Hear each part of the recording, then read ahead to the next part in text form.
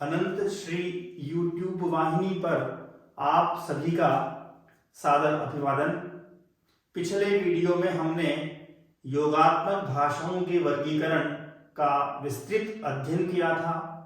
आज के वीडियो में हम अयोगात्मक भाषाओं का वर्गीकरण विषय पर विस्तार से अध्ययन करेंगे।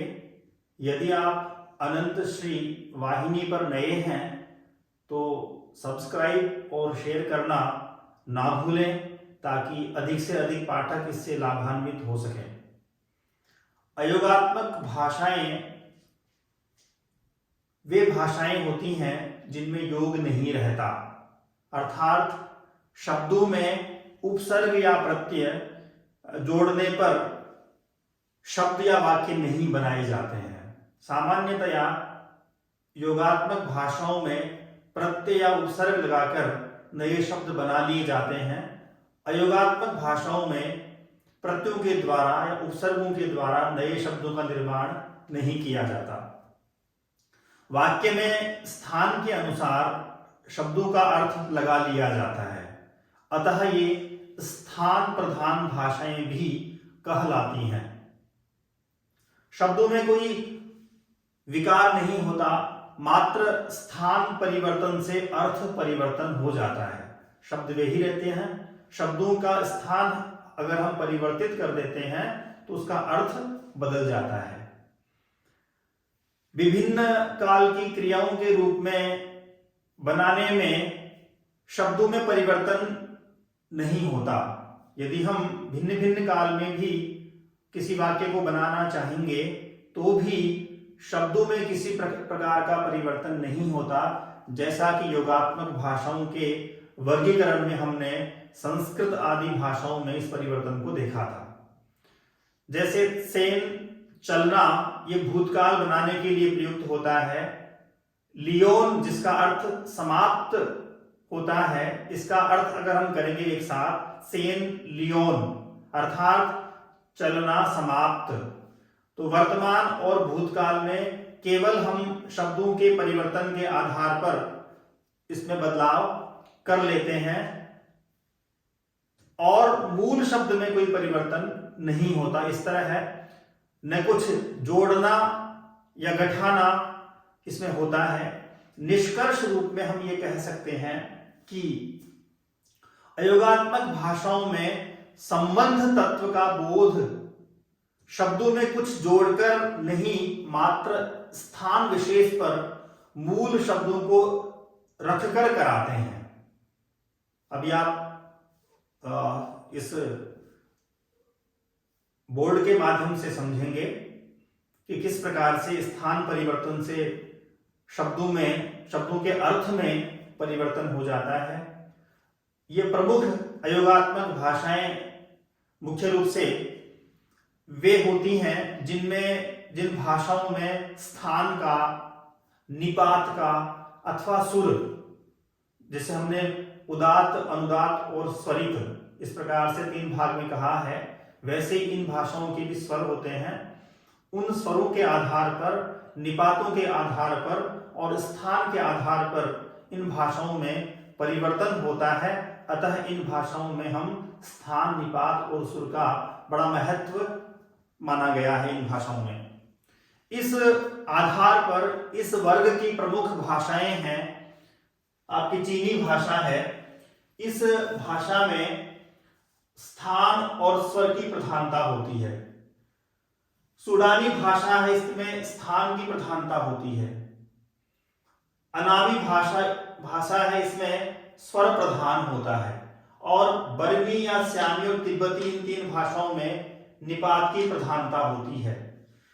तो साथियों, अयोगात्मक भाषाओं में केवल शब्दों के स्थान परिवर्तन से अर्थ लगाया जाता है।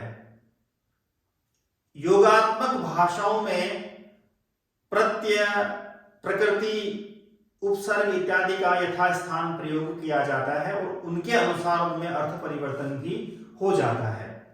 मुख्य रूप से अयोगात्मक भाषा परिवार में चीनी भाषा, सूडानी भाषा, अनामी भाषा और ये जो आपकी बर्मी, स्यामी और तिब्बती, ये 4 मुख्य रूप से भाषाएं इसमें समाहित होती हैं।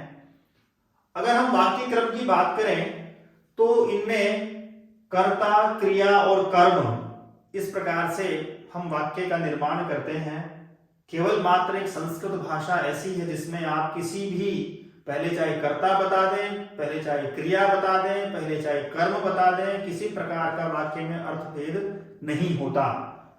लेकिन अयोगात्मक भाषाओं के वाक्य के निर्माण के समय कर्ता, क्रिया और कर्म इनका हमें ध्यान रखना होता है। सामान्यतया विशेषण का जो प्रयोग है वो कर्ता से पूर्व होता है। विशेषण वे शब्द होते हैं जो विशेषता बताते हैं, तो विशेषण का प्रयोग कर्ता से पूर्व किया जाता है। यदि विशेषण कर्ता के बाद रखने पर वो विशेषण विधेय का अर्थात प्रिडिकेट का काम करता है, विधेय का काम वो करने लग जाता है। अर्थात वो मुख्य रूप से विधेय के रूप में प्रयुक्त होकर के कुछ उदाहरण हैं जिनके माध्यम से हम इसको और विस्तार से समझने का प्रयास कर रहे हैं। इनमें कुछ शब्द हैं, जैसे वो शब्द है, वो शब्द का अर्थ है मैं। ये जो मैं शब्द है उसके बाद में वो और मेन, अगर हम ये 2 शब्द जोड़ देते हैं तो इसका अर्थ हो जाता है हम। और वो और ती अगर हम इसमें जोड़ देते हैं, ती और जोड़ देते हैं, मेन हटा लेते हैं तो उसका अर्थ हो जाता है मेरा।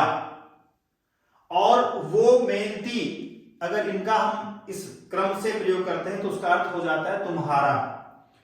ऐसे ही वो मेहनती हमारा, नी मेहनती तुम्हारा, वो मेहनती हमारा, नी मेहनती तुम्हारा। इस प्रकार से ऐसे ही वो ती मेरा और नीति तेरा। इसी प्रकार वो मैन हम और नी मैन तुम, और ऐसे ही वो मतलब मैं और नी मतलब तू। तो इस प्रकार से शब्दों के केवल उलटफेर से ही अर्थ परिवर्तन हो जाता है। ऐसे ही था वह, था मैन वे, था ती उसका, था मैन ती उनका। इस प्रकार से केवल इनके परिवर्तन से अर्थ परिवर्तित हो जाता है। और स्थान भेद से अर्थ भेद किस प्रकार होता है उसका उदाहरण आपके सामने हम रख रहे हैं। एक शब्द है ता जेन, इसका अर्थ हुआ बड़ा आदमी। ता जेन मतलब बड़ा आदमी, तो ता का मतलब बड़ा, जेन मतलब आदमी।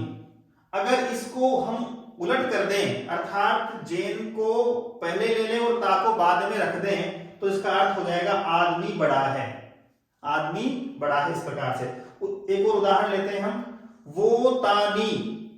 वो तानी ये जो शब्द है इसका अर्थ होता है मैं मारता हूं तुझे। और अगर इसको हम कर दें नी ता वो, तो इसका अर्थ हो जाएगा तू मारता है मुझे।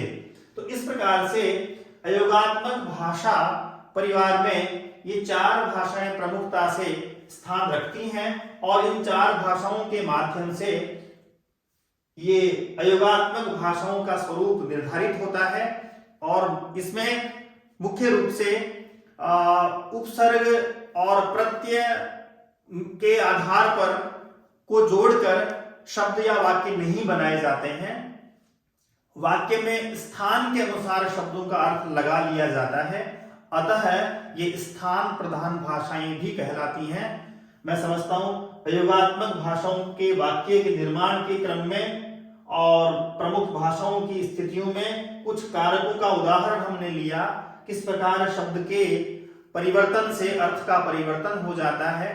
ये बात आज हमने इस वीडियो में देखी, सुनी।